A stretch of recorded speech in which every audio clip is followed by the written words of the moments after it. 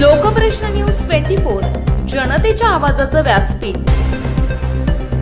धाराशिव जिल्ह्यात 8 नगरपालिकांच्या नगराध्यक्ष पदासाठी 2 डिसेंबरला निवडणूक झाली होती। याचे निकाल काल 21 डिसेंबर रोजी जाहीर झाले असून धाराशिवमध्ये उद्धव ठाकरे यांच्या शिवसेनेला मोठा धक्का बसला आहे।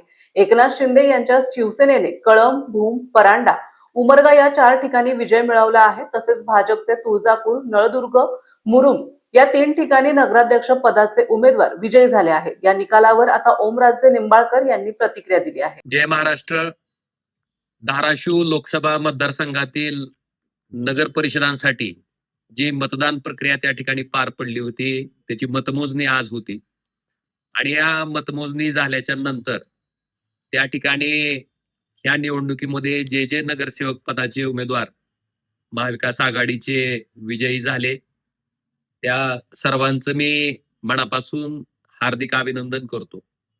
आणि आपण ही निवडणूक सर्वसामान्य लोकांसाठी लढवत होतो आणि जरी आपली सत्ता नसली तरी जी जबाबदारी लोकांनी आपल्यावर टाकली त्या जबाबदारीचं भान ठेवून 24 तास लोकांमध्ये राहून लोकांसाठी आपण काम करत राहावं एवढी विजयी झालेल्या सर्व नगरसेवक पदाच्या उमेदवारांना मी विनंती करतो।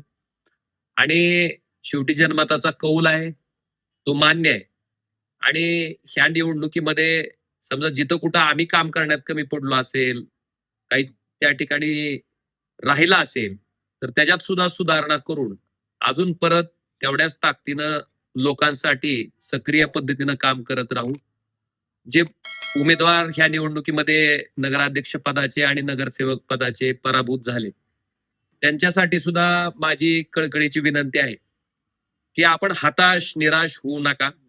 शेवटी लोकांसाठी काम करायच्या भूमिकेतनं आपण ही निवडणूक लढवत होतो आणि मी माझं उदाहरण तुम्हाला सगळ्यांना देऊ इच्छितो आधी की मी सुद्धा 2014च्या विधानसभा निवडणुकीमध्ये त्या ठिकाणी 10,000 मतांनी पराभूत झालो होतो आणि हा पराभव झाल्याच्या नंतर साधारणतः 3-3.5 ला मतमोजणीची प्रक्रिया संपली।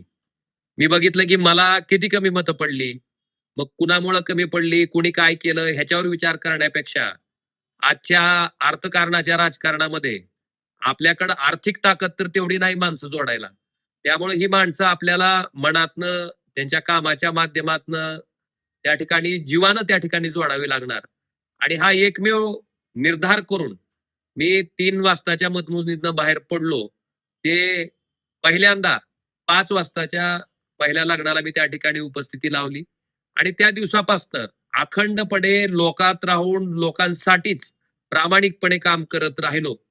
त्यामुळं पराभवानं खचून न जाता आपल्याला लोकांना जोडण्यासाठी जे सगळ्यात मोठं माध्यम आहे की त्यांच्यासाठी कामाला पडणं, त्यांच्यासाठी 24 तास उपलब्ध राहणं आणि त्यांच्या संपर्कात राहणं, मला वाटतंय हे काम मी अखंडपणे 14 ते 19 त्या ठिकाणी करत आलो आणि त्याचाच परिपाक सामान्य जनतेनं प्रचंड पैशाची ताकद असताना, सत्तेची ताकद असताना सुद्धा 2019च्या लोकसभेच्या निवडणुकीत तब्बल 1,27,000 पेक्षा अधिकच्या मताने आणि 2024च्या लोकसभेच्या निवडणुकीत तब्बल 3,29,846 इतक्या मताच्या फरकाने त्या ठिकाणी लोकांनी परत सभागृहात जाण्यासाठी संधी दिली। त्यामुळं आपल्याला सुद्धा विनंती आहे की एक निवडणूक झाली म्हणजे सगळं काही संपलं असं होत नाही, आपल्याला लढा हा द्यावाच लागणार आहे आणि त्याच्यासाठी लोकांच्या संपर्कात जाऊन काम करणं, त्यांच्यासाठी सतत उपलब्ध असणं, मला वाटतं हा मूलमंत्र त्या ठिकाणी आपण पाळून जर काम करत राहिलो तर निश्चित पुढच्या निवडणुकीमध्ये यश हे आपलंच असणार आहे। आणि मला वाटतंय आपल्याला सुद्धा माझी विनंती आहे की पराभव झाला म्हणजे काही एक निवडणूक नाही, अजून 5 वर्षानं परत निवडणुका त्या ठिकाणी येणार आहेत, पण आपण खचून न जाता निराश न होता तेवढ्याच ताकदीनं लोकांमध्ये राहून जेवढी मतं आपल्याला कमी पडलीत तेवढी मतं जोडण्यासाठी, माणसं जोडण्यासाठी जे काही कष्ट घेणं आपल्याला अपेक्षित आहे, लोकांसाठी काम करणं अपेक्षित आहे, त्याच्यासाठी सामान्य लोकांसाठी आपण सगळ्यांनी सक्रिय राहावं असं सगळ्या पराभूत उमेदवारांना सुद्धा मी महाविकास आघाडीच्या नम्र आवाहन करतो।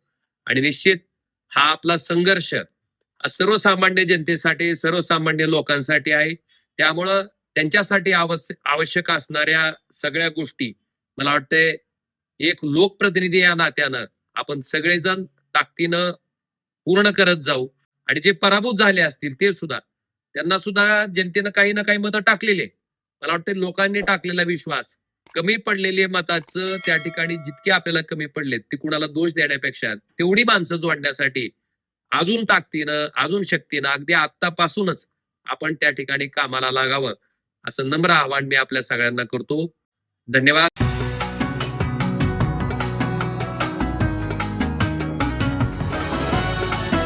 लोकप्रश्न न्यूज 24 जनतेच्या आवाजाचं व्यासपीठ.